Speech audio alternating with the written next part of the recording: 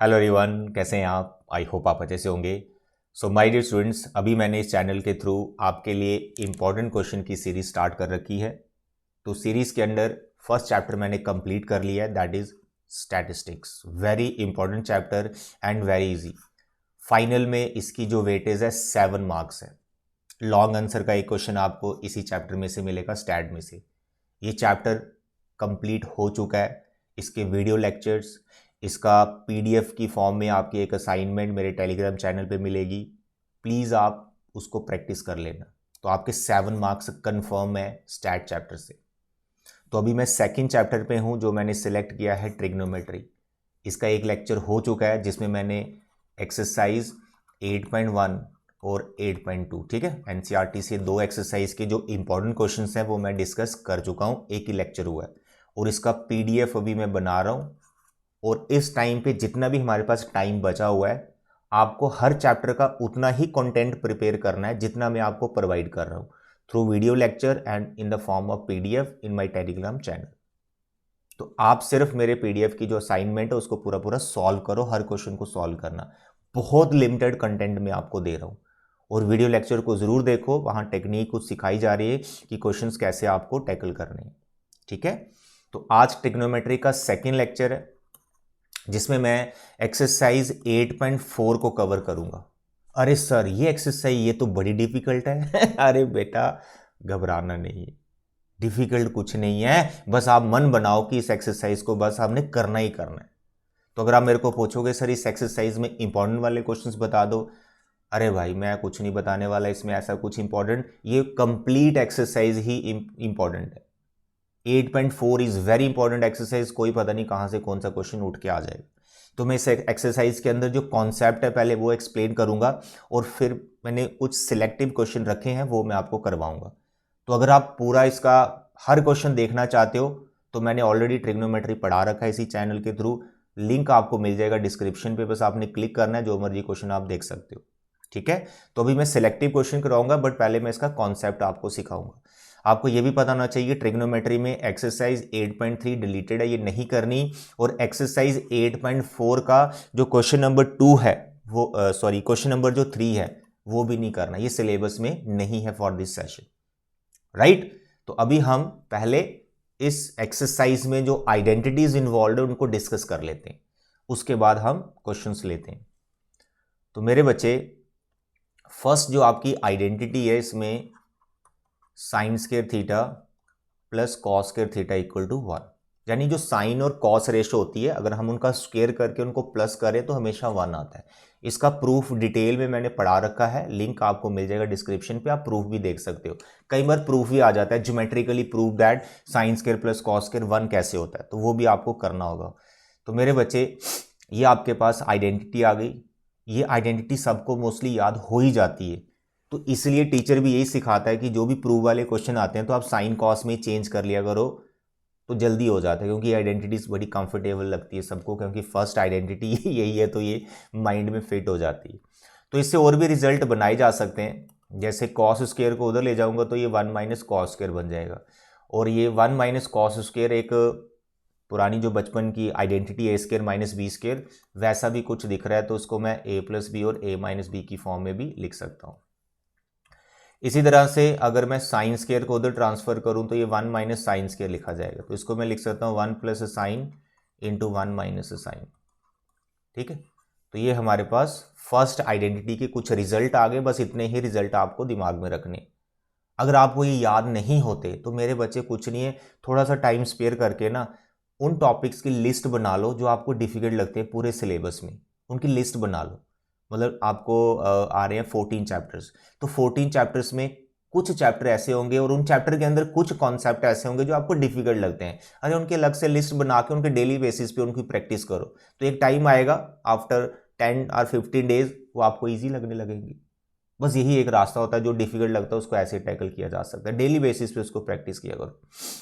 Second जो identity आपके पास वो है sex square theta minus ten square theta, ये 1 के इक्वल होता है।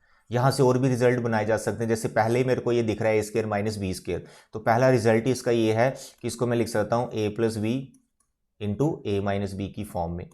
तो एक रिजल्ट तो इसका ये है। दूसरा इसका रिजल्ट क्या है कि जो सेक प्लस टैन है, जहाँ फिर माइनस वाला फैक्टर, तो एक फैक्टर आप 1 के नीचे लेके जा सकते हैं, तो मैंने प्लस वाले की यहाँ वैल्यू निकाली। ठीक है, यानी सेक प्लस टैन और सेक माइनस टैन एक दूसरे के रेसिप्रोकल होते हैं। तो सेकंड आइडेंटिटी से देखो ये रिजल्ट भी बनाए जा सकते हैं। कई बार ये हमें पता ही नहीं चलता ऐसा भी हो रहा है, तो देखो सामने आइडेंटिटी लगा के हो गया। दूसरा, इसमें भी ट्रांसफर करके इधर उधर तो आप वैल्यूज निकाल सकते हो। जैसे मैं टैन स्क्वायर को उधर ट्रांसफर कर दूंगा तो टैन स्क्वायर उधर जाएगा तो प्लस का हो जाएगा, तो सेक स्क्वायर थीटा होता है 1 प्लस टैन स्क्वायर थीटा। कई बार हम आइडेंटिटीज को ऐसे भी याद करते हैं सेकंड वाली को कि सेक स्क्वायर थीटा किसके बराबर होता है 1 प्लस टैन स्क्वायर थीटा। तो अगर मैं टैन स्क्वायर थीटा को एक तरफ रखता हूँ तो ऐसे बन जाएगा सेक स्क्वायर थीटा -1। फिर सेक स्क्वायर थीटा -1 को लिखा जा सकता है sec theta +1 and sec theta -1। तो एक ही आइडेंटिटी से देखो मैं कितने रिजल्ट बना रहा हूं। तो जैसे सेकंड आइडेंटिटी से मैंने रिजल्ट बनाया, ऐसे ही थर्ड आइडेंटिटी से भी रिजल्ट बनाए जा सकते हैं, जो कि थर्ड आइडेंटिटी है कोसेक स्क्वायर थीटा होता है हमारा, माइनस में रखता हूं पहले, cosec square theta minus cot square theta, ये होता है 1 के इक्वल। तो इसको भी थोड़ा मैं अगर आप सिंप्लीफाई करूं, आइडेंटिटी जो बचपन की A square minus B square, उसके अकॉर्डिंग तो इसको ऐसे लिखा जा सकता है, क्या, a plus B A minus B, cosec plus cot into cosec minus cot 1 के इक्वल होता है। और यहाँ से अगर मैं कोसेक प्लस कॉट फैक्टर की वैल्यू निकालूं तो वो किसके बराबर आएगी, ये इसके डिवाइड में लिख लूँ। यानी कोसेक और कॉट का जो सम है और जो इनका डिफरेंस है वो दोनों एक दूसरे के रेसिप्रोकल है। ये हो गए ऐसे फैक्टर बना के। दूसरा, कॉट स्क्वायर को उधर ट्रांसफर करूंगा तो एक रिजल्ट और बन जाएगा, सर कोसेक स्क्वायर थीटा होता है 1 प्लस कॉट स्क्वायर थीटा। तो अगर मैं कॉट स्क्वायर थीटा की वैल्यू निकालता हूँ तो आप लिख सकते हो सर कोसेक स्क्वायर थीटा -1। फिर इसको फिर लगा दूंगा a प्लस बी और a माइनस बी। तो बहुत सारे रिजल्ट ऐसे बनाए जा सकते हैं। तो जितना मैंने अभी तक लिख दिया ना, बस यही आइडेंटिटीज आपको याद रखनी, इतना ही रखना है जितना अभी मैंने इस कुछ मिनट में आपको बता दिया। इसी पे बेस्ड है पूरी आपकी एक्सरसाइज 8.4। अब देखो इसके सिलेक्टिव क्वेश्चंस। मेरे प्यारे दुलारे बच्चे, सबसे पहले इसका question number 1 is very very important, very very बहुत इंपॉर्टेंट क्वेश्चन है ये। इस क्वेश्चन में क्या पूछा हुआ है क्वेश्चन नंबर 1 में कि एक रेशो में सब रेशो को कन्वर्ट करना है। जैसे फर्स्ट क्वेश्चन में हर एक रेशो को कॉट में लिखना है, तो यहां 3 ही बोली है उसने, साइन ए, सेक ए और टैन ए। साइन, सेक और टैन को कॉट में लिखो। यानी अगर साइन ए है, आपका सेक ए है, आपका सेक ए है, आपका टैन ए है, इन तीनों के जो रिजल्ट है वो किस में लिखने, कॉट में लिखने। यानी इनका किसी भी तरह से प्योरली कॉट की फॉर्म में इनका रिजल्ट बनाओ। जैसे टैन ए है, टैन ए को क्या लिख सकते हो 1/cot ए, क्योंकि टैन तो रेसिप्रोकल होता है ना कॉट का, तो टैन ए को लिख सकते हो 1/cot ए। तो टैन ए को लिख लिया हमने 1/cot ए। लेकिन साइन या फिर सेक को कैसे लिखना है, कॉट में, जिसमें सिर्फ कॉट ही होना चाहिए, कोई और रेशो नहीं आनी चाहिए। अब देखो मैं आपको ये क्वेश्चन पूरा डिटेल में करके बता रहा हूं मेरे बच्चे। सबसे पहले तो हम टैन ए को ही लिखूंगा, tan A is equal to 1/cot A. लो भाई, एक हो गया, टैन ए को लिख लिया कॉट ए में। अब बाकी रेशोज को भी लिखना है।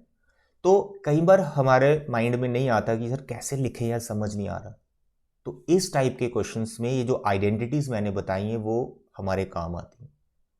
आपको जिस रेशो में कन्वर्ट करना है, जैसे हमें यहां पे कॉट ए में कन्वर्ट करना है, आपको जिस रेशो में जाना है वो रेशो एक दूसरी रेशो के साथ आइडेंटिटी तो बनाती होगी 100%।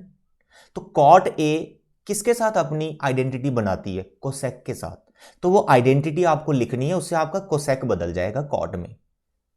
समझ आ रहा है? देखो मैं करके बताता हूं। That you know cosec square A minus cot square A किसके बराबर होता है, 1 के बराबर होता है। सर ये आइडेंटिटी आपने क्यों लिखी, ये बच्चे इसलिए लिखी क्योंकि आपको किस रेशो में जाना है, आपको कॉट में जाना है।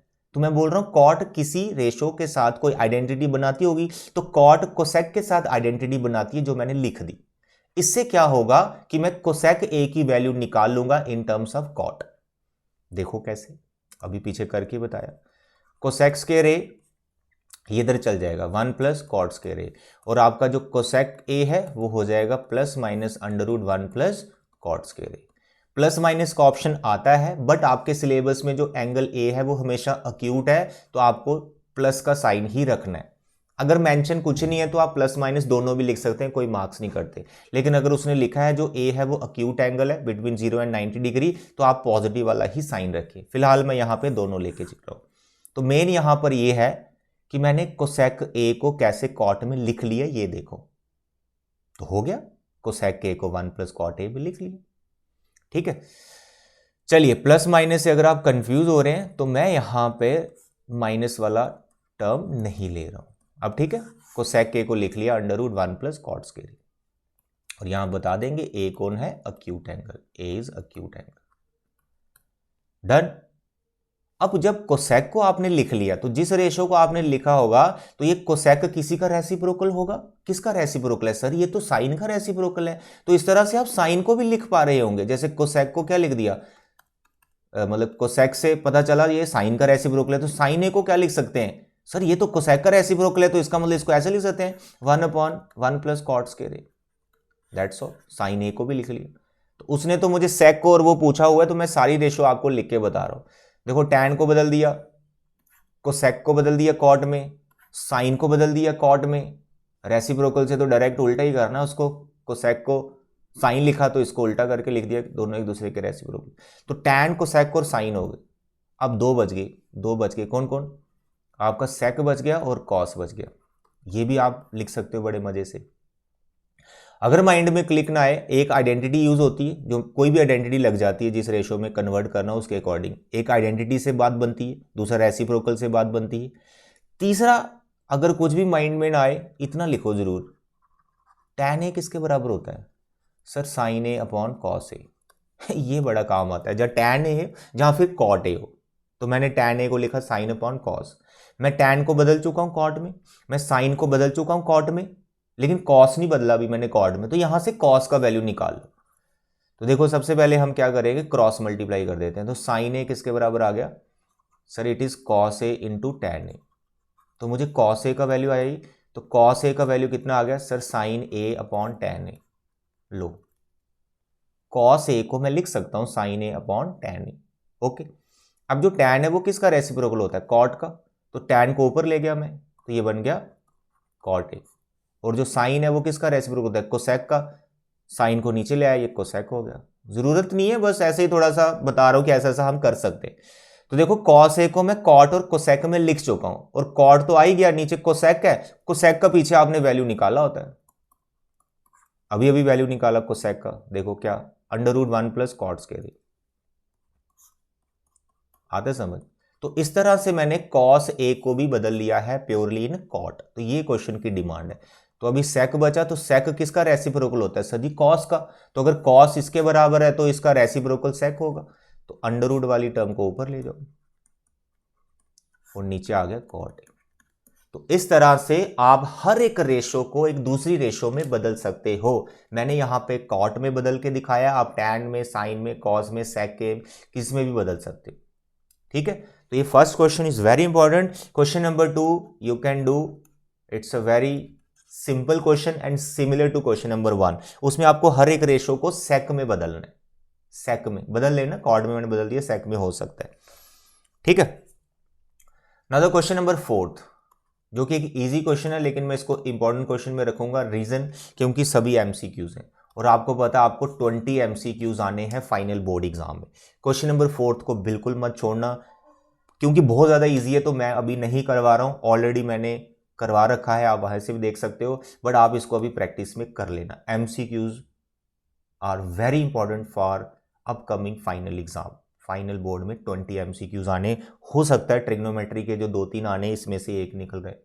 ठीक है, तो ये क्वेश्चन आपने जरूर करना है। Now the question number 5। इस पे बच्चे मैसेज भी करते हैं, सर क्वेश्चन 5 का क्या करें। कुछ नहीं करना भाई, करना पड़ेगा। आइडेंटिटीज बार बार प्रैक्टिस हमें करनी पड़ेगी। तो यहाँ पर इसके मैंने 3 क्वेश्चन सिलेक्ट किए हैं, जो अभी मैं आपको प्रैक्टिस करवा रहा हूँ। मेरे according they are very very important question, और बच्चे इसमें थोड़ा सा डिफिकल्टी फेस करते हैं। एक क्वेश्चन नंबर 5 का थर्ड पार्ट वेरी इंपॉर्टेंट। तो मैं इसका लेफ्ट साइड लिख रहा हूँ। इसका लेफ्ट साइड आपका आ गया tan theta 1 minus cot theta plus cot theta divide by 1 minus tan theta, ये आ गया। तो इसको हमने प्रूव करना है 1 प्लस सेक इंटू कोसेक। इसको टैन कॉर्ड में रख के भी हम इसको प्रूव कर सकते हैं, बट टैन कॉर्ड में कई बार थोड़ी कंफ्यूजन होती है बच्चों में, थोड़ी प्रैक्टिस भी कम होती है टैन कॉर्ड की, ज़्यादा प्रैक्टिस होती है साइन कॉस, तो इसको साइन कॉस में चेंज करके हम करेंगे। तो आपको क्या करना है, पहला स्टेप इसको साइन कॉस में बदल दो। जैसे टैन को लिख दो आप साइन बाय कॉस, और इसका जो प्रूफ है वो भी सेक को सेक में बनाना है, तो साइन कॉस ही आपको सेक को सेक देते हैं, तो इट इज़ बेटर कि इसको साइन कॉस में लिख लें। तो कॉट हो गया हमारा कॉस बाय साइन, कुछ नहीं किया कुछ नहीं किया, पहला स्टेप है हम कॉट और साइन, कॉट और टैन को साइन कॉस में लिख रहे हैं, ठीक है। तो ये हो गया पहला स्टेप। उसके बाद एलसीएम लेना स्टार्ट कर दो डिनोमिनेटर वाले पार्ट में, इसको नहीं छेड़ना, ऊपर जो फ्रैक्शन है ये ऐसे रहेगी, बाद में सिंप्लीफाई हो जाएगी। तो साइन बाय कॉस वैसा का वैसा ही है, जो नीचे है इसमें साइन एलसीएम आ गया, तो साइन इधर गया क्रॉस 1 के पास, तो ये हो गया साइन माइनस कॉस, यहाँ पे प्लस आ गया, यहाँ पर भी कॉस अपॉन साइन को कुछ नहीं करना हमको, यहाँ भी कॉस आपने एलसीएम लेना है, ये कॉस उधर जाएगा, कॉस माइनस साइन हो गया। तो ये डिवाइड में आपके पास ये फ्रैक्शन सी बनी है ना, अब इसको रेसिप्रोकल कर दो। जब 4 नंबर डिवाइड में होते हैं दैट यू नो 2/3 5/7 है, तो जो नीचे वाला वो रेसिप्रोकल होके मल्टीप्लाई में हो जाता है ऐसे। तो बस ऐसे ही करना है, ये नीचे वालों को रेसिप्रोकल है ना, इसका रेसिप्रोकल डालना है मल्टीप्लाई में। तो पहली टर्म है हमारी साइन बाई कॉस, इसको कुछ नहीं करना आपको, इसके साथ जो रेसिप्रोकल में जाएगा इसका डिनोमिनेटर साइन ऊपर हो जाएगा, साइन ऊपर हो जाएगा और नीचे आ जाएगा साइन माइनस कॉस। सेम चीज़ आपको यहाँ करनी, कॉस बाय साइन को आपको छेड़ना नहीं, जो यहाँ पे था उसका रेसिप्रोकल डाल देना, जैसे इसका रेसिप्रोकल डाल देना, कॉस ऊपर हो जाएगा, कॉस ऊपर हो जाएगा, और डिवाइड में क्या आ जाएगा, कॉस माइनस साइन। आता है समझ? यहाँ तक तो कोई प्रॉब्लम हमें नहीं आती इस क्वेश्चन में, क्योंकि नॉर्मल सिंप्लीफिकेशन है। प्रॉब्लम कहाँ से स्टार्ट होती है, अब इसका मैं एक टर्निंग पॉइंट बता रहा हूँ। इस क्वेश्चन का टर्निंग पॉइंट क्या है मेरे बच्चे, ये जो सेंटर में प्लस दिख रहा है ना, इसको आपको माइनस लिखना है, इसको माइनस लिखना है। अब मैं लिख के बता रहा हूँ और फिर बताता हूँ कि क्यों लिखा और क्या इसमें हमें फ़ायदा होगा। देखो मेरे बच्चे, यहाँ मैंने माइनस लिखा, तो सर ऐसे कैसे आप माइनस लिख सकते हैं? मैंने पता कैसे माइनस लिखा, ये फैक्टर दिख रहा आपको, इस फैक्टर में से मैंने माइनस लिया कॉमन। क्यों कॉमन लिया? क्योंकि ये लिखा हुआ है कॉस माइनस साइन, और ये फैक्टर लिखा है sine minus cos, sine minus cos. तो मैं दोनों फैक्टर को सेम बनाना चाहता हूं ताकि एलसीएम लेने में आसानी, तो इसलिए इसमें से माइनस कॉमन लेना है। तो एक फायदा ये, तो ये साइन माइनस कॉस हो जाएगा इस जैसा, दूसरा यहां पर प्लस की जगह आपको माइनस मेंटेन रखना है, दैट्स ऑल। तो ये इस क्वेश्चन का टर्निंग पॉइंट है। बच्चे ये करना भूल जाते हैं और प्लस ही चला रहे होते हैं, फिर होता नहीं क्वेश्चन। प्लस का लिखना है माइनस और इस फैक्टर को इंटरचेंज कर लेना है, साइन पहले कॉस बाद में। Is it okay? अब ये जो पूरा हमारा डिनोमिनेटर है, अब इसका एलसीएम लेने में हमें बहुत ही आसानी हो जाएगी। आपको एलसीएम कैसे लेना है, देखो कॉस और साइन तो डिफरेंट है, ये दोनों आएंगे, और ये दोनों फैक्टर क्योंकि सेम है तो एक ही बार लिखा जाएगा ना। आप एलसीएम ले रहे हो, और एलसीएम लेने के बाद न्यूमिनेटर में क्या मल्टीप्लाई होता है, देखो डिनोमिनेटर में ये फैक्टर है, ठीक है, ये 2 हैं, और एलसीएम ये आया, तो इसमें क्या है, साइन के साथ ऊपर मल्टीप्लाई हो जाएगा, तो यहाँ बन जाएगा आपका साइन क्यूब, और इसके साथ कॉस मल्टीप्लाई हो जाएगा, ये cos cube. Is it okay? फिर यहाँ पर आइडेंटिटी लगेगी ए क्यूब माइनस बी क्यूब की, जो आपको आइडेंटिटी आती है। तो मैं लिख रहा हूं क्या होता है identity, A minus B A square plus B square plus A B. तो जो मैंने बोला वो आइडेंटिटी बोली मैंने किसकी, A cube minus B cube की। और डिवाइड में जो कॉस इंटू साइन और साइन माइनस कॉस है उसको कुछ नहीं छेड़ना, यह भी सिंप्लीफाई हो जाएगा। अरे सर ये क्या किया फैक्टर, देखो कितना मस्त क्वेश्चन हो गया। अब यहाँ पर ये जो sine square plus cos square है ये कितना होता है सर जी, 1 होता है। ये हो गया साइन इंटू कॉस, और डिवाइड में क्या है, कॉस इंटू साइन। अब एलसीएम को सेपरेट कर देना है, 1 के नीचे कॉस इंटू साइन अलग से लिखना है, और इस साइन इंटू कॉस के नीचे साइन इंटू कॉस अलग से लिखना है। ठीक है मेरे बच्चे, देखो ये साइन से साइन कट गया, कॉस से कॉस कट गया, और ये 1 बाई कॉस कितना होता है सेक, और 1 बाई साइन कितना होता है कोसेक, ये सब कट गया तो 1 बचा, this is the right hand side. यही तो प्रूव करना था। आई होप आपको क्वेश्चन समझ आ गया, इसको प्रैक्टिस जरूर करना, बहुत इंपॉर्टेंट क्वेश्चन है ये। ठीक है, एक क्वेश्चन ये आ गया। फिर आपको आती है प्रॉब्लम 5th पार्ट में, इसको भी बड़े सिंपल वे में मैं आपको समझाता हूँ। ये 2 हैं, एक सिमिलर एग्जाम्पल है वो भी कर लेना। ठीक है, cos A minus sine A plus 1 divide by cos A plus sine A minus 1, इसका जो भी रिजल्ट है कोसेक कॉर्ड में चाहिए। इसका पहला स्टेप याद रखने वाला है। इसका एक और पार्ट जो एग्जाम्पल है ना वो मैं आपको बता देता हूँ, वो पता क्या है, डिनोमिनेटर में उसमें कोई बदलाव नहीं है। एग्जाम्पल की बात कर रहा हूँ, ये क्वेश्चन आप याद ही कर लो, डिनोमिनेटर एज इट इज है, लेकिन ऊपर है ना, जो ऊपर ये दो दिख रही, जो टर्म्स दिख रही हैं आपको, ये तीन, इसमें क्या है, साइन प्लस का कर देंगे और कॉस माइनस का कर देंगे और वन प्लस का ही रहेगा। ये एक नया क्वेश्चन जो सेक और टैन में जाता है, ये क्वेश्चन जाता है कोसेक और कॉट में। ठीक है, अब कैसे शुरुआत करें, ये बड़ी इस क्वेश्चन में मुसीबत है। शुरुआत ऐसे करनी है बच्चे, याद रखने वाली बात है थोड़ी सी। ये जो नेगेटिव होगी ना टर्म, देखो ऊपर तीन टर्म है, कॉस एक, साइन एक, वन, दो प्लस के हैं एक माइनस का है। जो माइनस वाली टर्म होगी ना, आपने उस रेशो से सबको डिवाइड कर देना। अगर ये क्वेश्चन आता है तो इसमें नेगेटिव कौन है, कॉस, तो नेगेटिव वाली टर्म से सबको डिवाइड कर देना।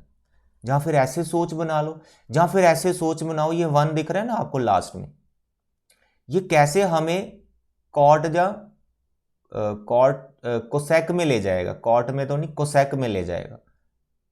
तो कैसे ले जाएगा ये वन कोसेक में, जब वन के नीचे लिखोगे साइन, यानी फिर साइन से डिवाइड करना पड़ेगा। तो नेगेटिव वाला फंडा सही है, तो जो नेगेटिव रेशियो है उससे डिवाइड कर दो सबको। तो ये थोड़ा सा इसमें मेमोरी बेस्ड है, तो आपको क्या करना है, सबके डिवाइड में साइन लिख देना, सबके डिवाइड में साइन लिख देना, सबके डिवाइड में साइन लिख देना, सबके डिवाइड में साइन लिख देना। ये मैं कर रहा हूं आपका फिफ्थ पार्ट, जिससे बच्चों को लगता है डर। हो गया पहला स्टेप। तो जैसे ही आपने सबके नीचे साइन लिखा, that you can write divide numerator and denominator by sine, वो हम कर सकते हैं। तो जैसे ही आपने ऐसा लिखा, थोड़ा सिंप्लीफिकेशन करना है। देखो कॉस बाय साइन कितना हो गया सर जी, कॉट हो गया सर, साइन साइन कट गया सर जी, वन आ गया सर, ये one by sine sir cosec हो गया।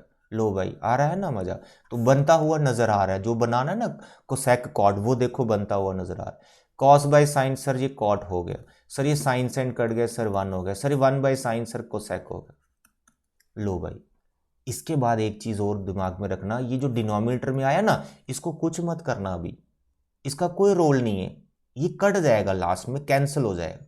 आपको न्यूमिनेटर पार्ट पे फोकस करना है। अब न्यूमिनेटर पार्ट पे क्या फोकस करना है, ये जो कॉट और कोसेक दिख रहे हैं ना, इसमें एक आइडेंटिटी होता है, वो आइडेंटिटी यहां पे यूज होगा वन की जगह।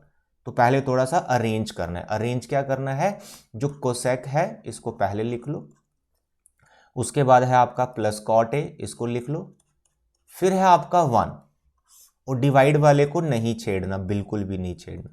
डिवाइड में कौन है, कॉट ए है, प्लस वन है और माइनस कोसेक ए है, इसको नहीं छेड़ना बिल्कुल भी, कट जाएगा।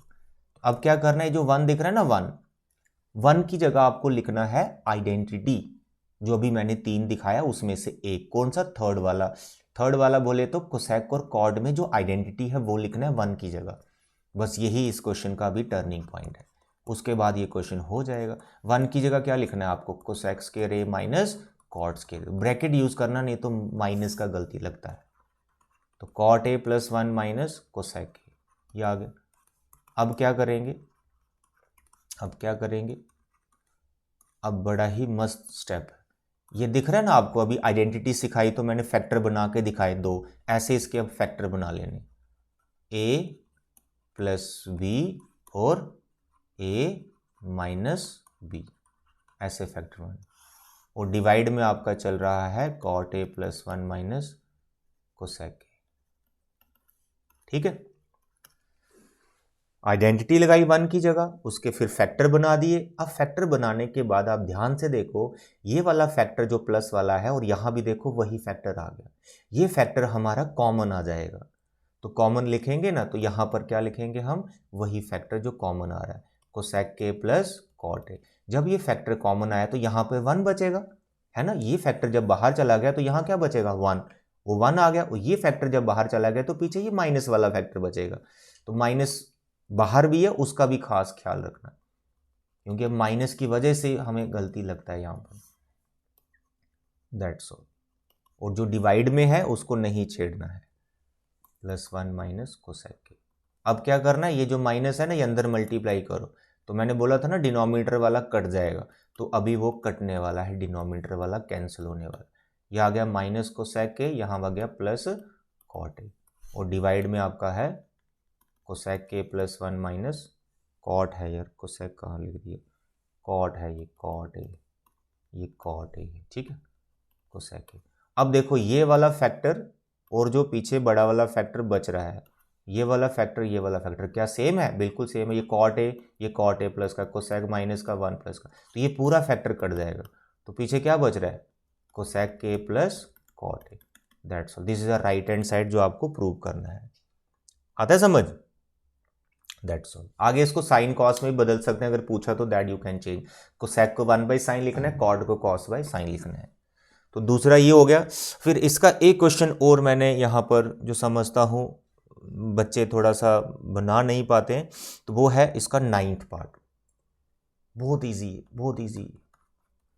लेफ्ट साइड देखो क्या है, कोसेक के माइनस साइन ए, दूसरा है सेक ए माइनस कॉस ए। तो यहाँ साइन कॉस तो है, लेकिन उसके साथ उनके रेसिप्रोकल है, तो उनको बदल दो। जैसे कोसेक को लिख लो 1/sin, इस साइन को कुछ नहीं करना, थोड़ा सा अरेंज हो जाएगा। इसको लिख लो 1/cos, यहाँ लिख लो cos ए, ठीक है। अब ले लो एलसीएम, जैसे साइन ए इधर एलसीएम आ गया, यहाँ हो जाएगा 1 - sin स्क्वायर ए। इसका भी एलसीएम cos ए आ गया, इधर हो जाएगा 1 - cos स्क्वायर ए। तो अभी बताई ना जो फर्स्ट आइडेंटिटी, तो 1 - sin स्क्वायर ए वहाँ बताया मैंने आपको, ट्रांसफर करके sin स्क्वायर ए को उधर, तो 1 - sin स्क्वायर ये कितना हो गया? ये ऊपर वाला फैक्टर ये बन गया cos स्क्वायर ए।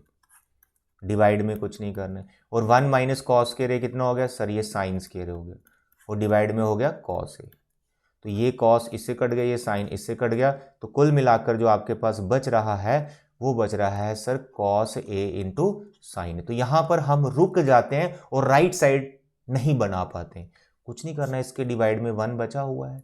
अब ये जो 1 बचा है ना इसके डिवाइड में, इस 1 की जगह आपको साइन कॉस में जो आइडेंटिटी होती है, जो 1 देते हैं, वो लिखना है। यानी इस 1 की जगह लिखना है sine square A plus cos square ए। फिर जैसे कहीं नंबर लिखा होता है ना 3/2, फ्रैक्शन है कोई, क्या आप इसको ऐसे लिख सकते हो? ऐसे बिल्कुल लिख सकते हैं। 3 2 के नीचे आ गया, ऊपर 1 हो गया। ऐसे ही ये वाला जो फैक्टर है ना, ये sine square plus cos square के नीचे लिख देना है। जैसे sine square A plus cos square है ना, इसके नीचे लिख देना है कौन?